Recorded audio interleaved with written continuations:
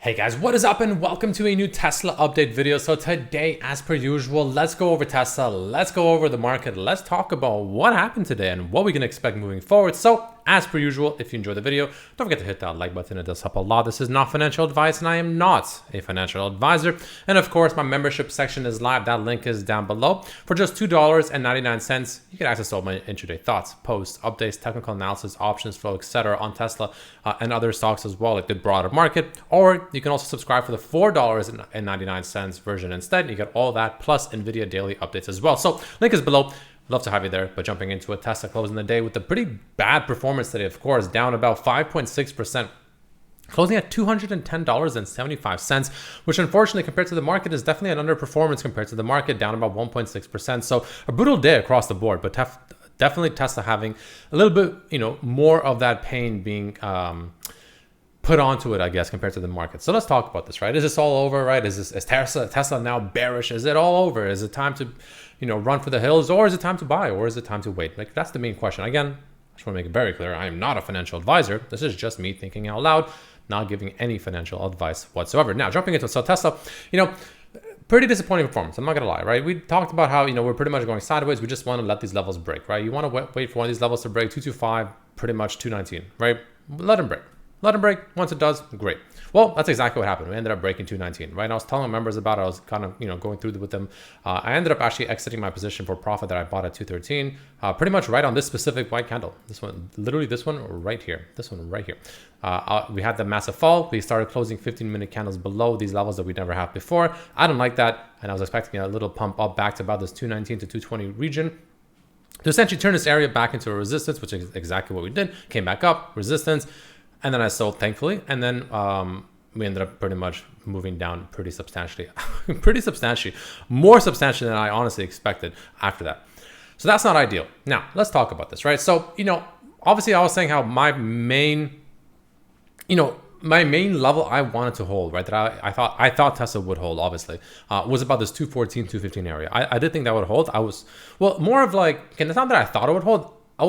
I was surely hoping it would hold. You know what I mean? Because it's an area that should hold, or should have rather held. Why?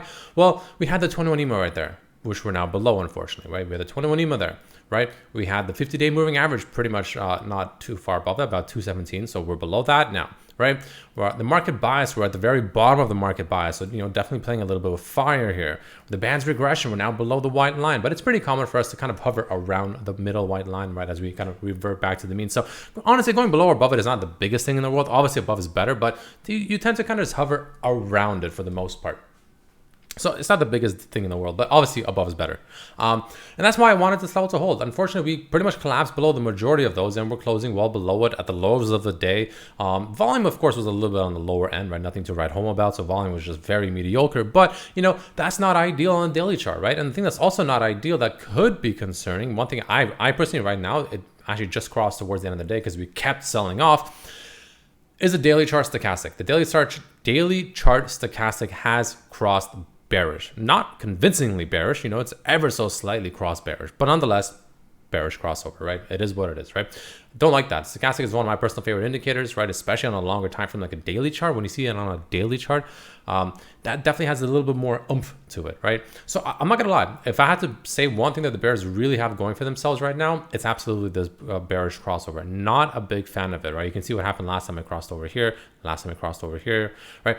Usually when it gets around these ranges, at some point or another, it at the very least comes to about the halfway point of the zero range, if not all the way back down to pretty much close to oversold territory. So we officially just had that crossover today. So we'll see how it plays out. We have Jackson Hole tomorrow. That could change things quite a bit. So things are still definitely up in the air, but I'm not gonna lie, not the best look right now for Tesla, specifically on those scenarios, right? We also have bearish engulfing candles pretty much across the board. I mean, SPY, bearish engulfing. It is technically closing right at this trend line once again, but nonetheless a bearish engulfing, you can argue, right?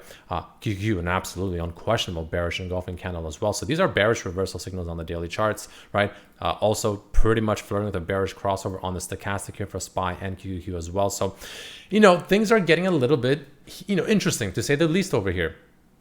That's kind of the thing I don't like, right? That's the thing I'm a little bit concerned about, right? And for Tesla as well. Now, those are the bearish aspects, right? Those are the things that I dislike, right? For instance, off a BX trender, it's still a green band, but it is now making fresh lower highs, right? So there are some signs of caution over here, in my opinion, mainly because we couldn't hold this 214 range. I don't like that, but it's not all over and it's not all doom and gloom just yet. Why? Well, we can still find some pretty damn good support around this 205 to about 208-ish area, right?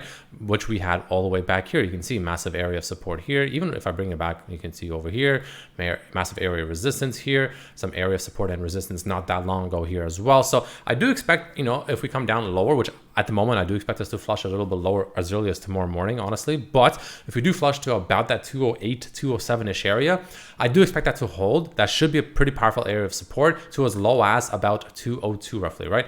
That very low 200s area, in theory, should be some powerful support. But again, my main concern right now is this bearish crossover on the stochastic. That is, it's one of my main indicators that I really like. And that is a bit of a red flag to me, right? I don't like to see that. So this is an area that, in my opinion, requires some caution personally, but, taking away the stochastic, if you were just to conveniently ignore it for now, just look straight at the chart. No, none of these indicators down here. Just look at the chart. What are the levels saying? What's the pattern saying, right? I mean, we are still technically pretty good to go, right? Just strictly looking at the chart because, we still have this massive cup and handle pattern, the handle that we broke out. We're just coming back to retest things right now. If for instance, if we take this Fibonacci, go from this recent swing low all the way to this recent swing high that we had around 228 roughly, right? We are pretty much right at that 0.32 Fibonacci's level, which is an area potentially for a bounce, but below that is the 0.5, which I do expect to hold. Worst case scenario is a 618, which is at 200, right? So pretty much the way I look at it is like the realistic worst case scenario is about $200 per share, but even as high as pretty much 210 can potentially serve as a bounce. But I'd personally look for closer to 207, 208-ish, around that general range, which is close to that 0.5 Fibonacci retracement level, right? So those are the levels I'd be looking at personally, as of right now, at least for potential bounce spots. So that's just kind of how I'm looking at it. But again, it's hard for me to ignore the stochastic. I'm not going to lie. That is something that's hard for me just to completely ignore. Also, because don't forget, now that we slid right past that 214 range, it's going to act as a resistance now, unfortunately. You can see what happened. We on the 15-minute chart, we did break down below. And then we, kind of stopped for a little bit, right? Kind of where we stopped all the way over here, roughly, right? These levels back here. And then we kind of came up a bit closer to that 214-ish range once again, and we turned it into a resistance, right? You can see right here, bam, massive flush below that range, came back up. Constant selling pressure every time we entered the 214 range, right? 214, 215, just that $1 ish range. Constant selling pressure, constant wicks, and then we went even lower. That's not ideal, right? That's gonna have, that is gonna prove a little bit problematic moving forward, unfortunately. So just watch out for that moving forward, right? If we do get any bounces, you really want to be careful to see, what happens in this 214, 215 range.